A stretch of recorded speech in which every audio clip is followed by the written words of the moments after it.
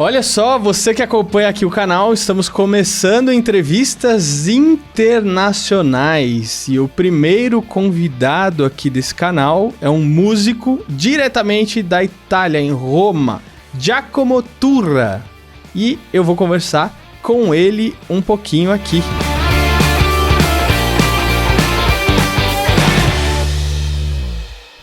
Giacomo, obrigado por você ter aceitado aqui o convite da entrevista. Estou muito feliz aqui com a sua participação e já vou pedindo desculpa aí pelo meu inglês, né? Yeah, thank you so much for having me. Muito obrigado, right? E você já conheceu algum Vítolo aí em Roma? No, we have Vittorio, which is pretty similar, but Vítolo, no, actually. Ô Giacomo, se a sua guitarra pudesse falar, o que você acha que ela diria para você? That I that I should probably, if she could talk to me, she would probably say that I'm playing her too much because I always had her have her in my hands, you know. Especially in the last year, I've been just playing nonstop. E o que veio primeiro, os posts, né, na internet, nas redes sociais ou os grandes festivais? The videos, like this is what many people don't know about me because they mainly knew me through social media, through the videos. So many people think that I was already doing music before those, but I was not doing any music before that professionally. I was just playing guitar for myself. And then during the lockdown, I started posting these videos and I started reaching all this audience, all these people. And then after the lockdown, I started receiving like offers for festivals, shows, and it was all very new to me because before those videos, I never did music professionally. You know, I never went to a music school. I never played concerts. I was doing music just for fun with my friends. Agora eu fiquei curioso, o que você fazia antes de ser um músico profissional? I studied design at university. And I was already in my project for design and art using music. So I will like create interactive spaces or some art project that will use music or that will talk about music. But yeah, I was studying design at university, never doing music before that. I remember the first show we ever did with my musicians was a big festival, funk festival in the Netherlands. And we were playing before Candy Dulfer, saxophone player from Prince, Incognito, and Josh Stone. And I was very scared because it was like I think 3,000 people, a very big stage, and I remember that I couldn't look up from my guitar because I was too anxious because I never played in a big festival like that. You know, I always play like high school parties or like bars in my city.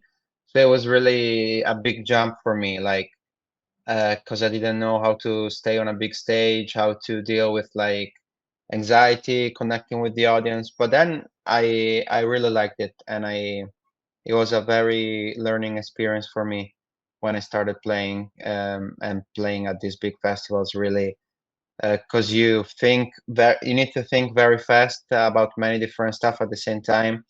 One thing is like shooting videos in your room where you have like the time, you can do many takes, but one thing is like being on the stage with the people and you only have one take, you know. Bom, você também teve a oportunidade de tocar no Java Jazz, né? Como é que foi essa experiência? It was incredible.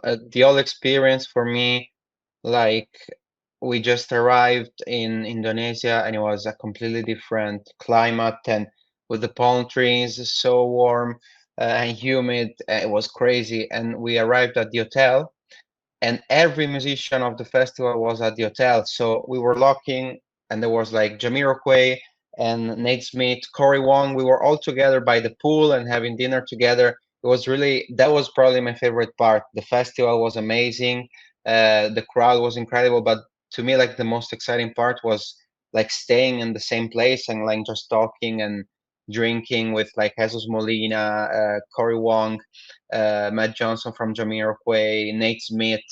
All my favorite players from all over the world were all in the same hotel, having breakfast and chilling by the pool. It was incredible. It was really unbelievable. Because one thing is you go to their show or like you're on the same festival and you talk behind the stage. You take a photo. That is very informal. You're more like a fan. But if you're like just chilling and just like reading a book, swimming by the pool, having breakfast. That is very different kind of experience because you have more time to just talk and just be yourself. And you see them not only just as artists, but as people, you know?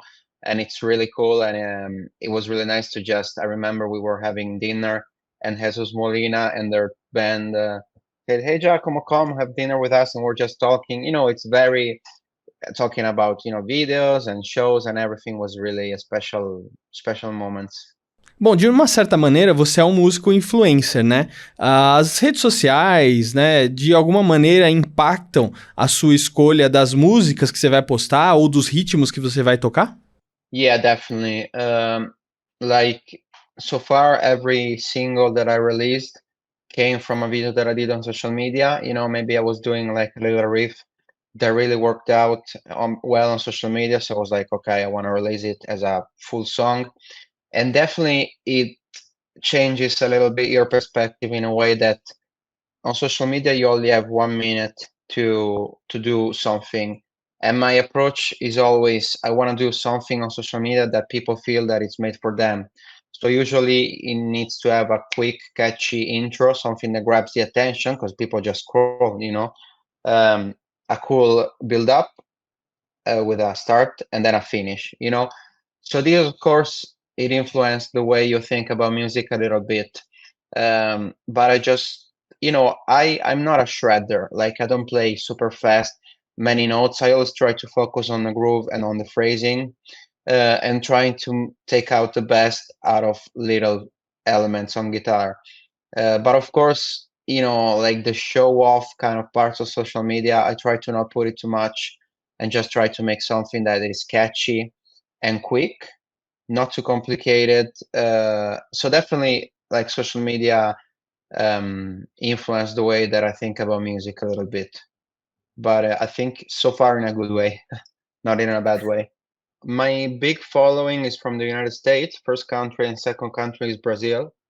Um, So I have a big following from the other part of the continent. And the first time I arrived, I remember in New York City, for the first time, there were people, I was just going around maybe in the evening, going to bars, having a drink, and there were people stopping me. Hey, you're the funk Italian guy, you're Giacomo Turra. So, you know, it's really strange for me because I was not used to that before, but it's incredible to me that to see that people enjoy my music and every time telling me, you know, well, maybe when I'm feeling bad or when I wake up, I happen to see one of your videos. You know, it is always like funky, good vibes, and it puts me in a good mood. And that's really the main reason why I was doing these videos during the lockdown. When I started doing it, it was really just to spread some good vibes in a period that was very difficult for everyone. So to me, that feels really special when people tell me that. And you know, I some people maybe after a while they get tired of people stopping them and asking for pictures, but to me it's still incredible and overwhelming. I mean, in a good way, you know. E você percebe alguma diferença de recepção da música pelos diferentes países aí que te acompanham ou até dos festivais que você participa? It's completely different. Yeah.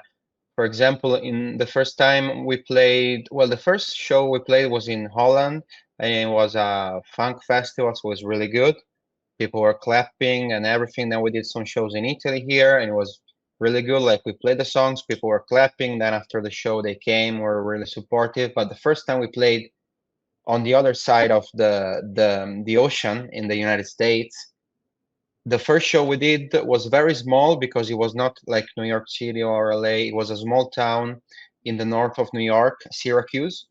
So it was like 150 people, not a big show, but the crowd was so loud from the first song, and they were not just clapping after the song was finished, but during the song they were cheering and screaming or like naming the song that we're doing. So to me, like every time I go to the US, it's really cool because they just get every little like quote that we're playing in the music, and they're really like loud and supportive. Then, for example, I played my first show ever in South America in Colombia 2 weeks ago in Bogota, and even there, you know, it was a theater, so I like people standing up and dancing. So every time I'm playing like a theater, like a festival with seats, to me, it's a little, you know, it's a little annoying because I want them to dance, you know. But in Colombia, like at the first song, they all stand up and started dancing and cheering. And then after the show, they all came near the theater to take photos and telling, thank you so much for coming to South America. So there were really amazing crowd there too. For example, in Asia, we played so far Indonesia and Singapore. It was very different. They were very quiet and silent the whole show, and even if there were no seats, they were sitting on the floor with like little pillows that they brought. Super quiet and super attentive. So I was like, maybe they didn't like it. And then after the show, they all came near the stage to take photos and saying they really enjoyed the show. So you know, it was very just different, a different culture and a different approach to the show. But it was, so far, every experience has been amazing to me. E você tem planos para vir para o Brasil? Yeah, you know, Brazil is really, as I said, is one of the biggest countries for following that I have on social media. And every time, you know, people tell me, come to Brazil. And I did so many like Brazil. I love Brazilian music like Gilberto Gil, Tim Maia, Banda Black Rio, Javan. I love like Brazilian music from the 70s, 80s. Ed Motta, I'm a big fan of him. He follows me too. I did some covers of him too.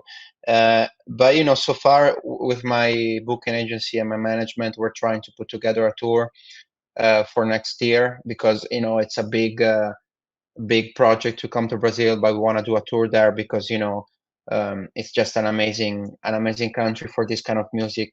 I can feel that for social media that they love this kind of music, and I'm a big friend with the founder of Coffee Music Community, who's also from Brazil, and with him we're working to connect some venues and cities and do a tour together. E como é que é seu processo criativo? Você senta para trabalhar numa música e não sai de lá enquanto ela não estiver pronta? Ou você tem uma ideia e aí sim você começa a trabalhar com ela?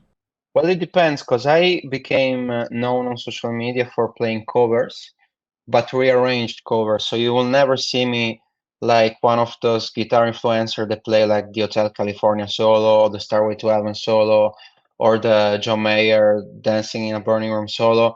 Like if I play Hotel California, I will do it like funk fusion, South American version. Like I always try to change the songs, even if they're covers. So to me, the cool challenge was, okay, let's take a Bruno Mars or a Daft Punk or a, you know, Michael Jackson, very pop song, take out the vocals, just put the chord progression on focus, because many of these pop songs have such amazing chord progressions and grooves, and just try to play jazz fusion guitar on it, because it gives people a different perspective, and it puts together the people that like Daft Punk. I love Daft Punk, you know, like, but more like pop kind of culture, together with people that just love like Pat Metheny, George Benson, John Scofield, and all like that jazz fusion guitar stuff. When you put it together, you know, you have a very big audience. So to my show, you will see like people that like maybe 60 years old people that grow up on like Pat Metheny and Mike Stern and Scott Anderson, and you will see like people for like 18 or 20 years old that they're waiting for like the Bruno Mars version of my, you know, this is what I like about doing covers and rearrange them, that you know, you put many audiences together. So my approach when it comes to thinking about a video is usually I take a song, like for example, before I was working on Thriller, and I try to decompose the song and take out the main elements of the groove. And then I start like practicing and just jamming over it until I have a cool idea. And then I record the video. And even if it's an original song or a riff, I just, you know, usually just start from the drum beat, and then I just jam over it until I have the cool idea, and then I record the video. E qual que é seu plano, assim, para o longo prazo como músico?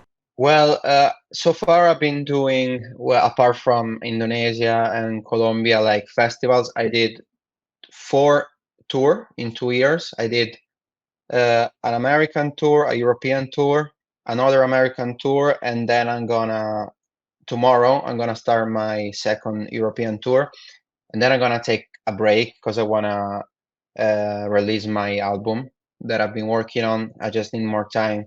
And if I'm doing all these shows, I love doing shows and traveling, but I never have time to work on these demos that I have. So like a long-term goal definitely is like releasing my album. And then next year, I don't think I'm gonna do big tours, but I wanna do South America that I'm missing. Maybe more Asia, like Japan, I really wanna go. And focus more on festivals than another big tours like the one that I've been doing, like 1 month, 2 months tour to like more festival, maybe open for a bigger artist, because I wanna get a new kind of audience too for the shows. You know, people that maybe don't come to the shows because they know me already, but they're interested in like a bigger artist, or they just go there because they love like the festival. Because I think it's a good way to grow, you know. And it's more difficult because, you know, when the crowd doesn't know you, it doesn't mean that maybe they're gonna like you or they're gonna be supportive, but it's a cool challenge that I want to do.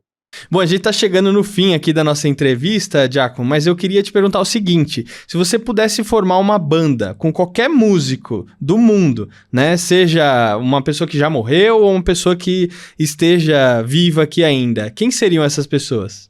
Okay, so let's start from the drums. For drums, I will have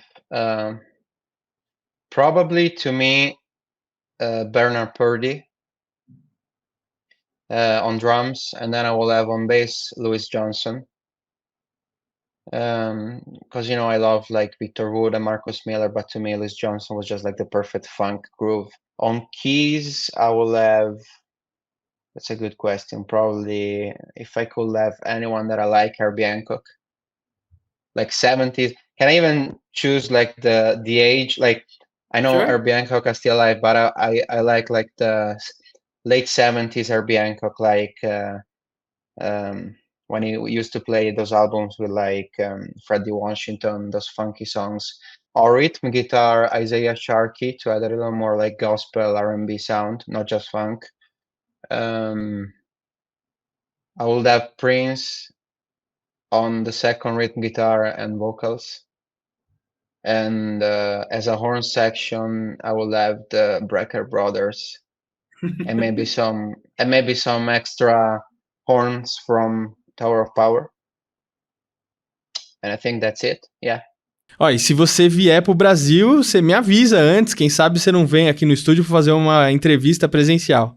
Absolutely, I can't wait. Thank you so much for having me.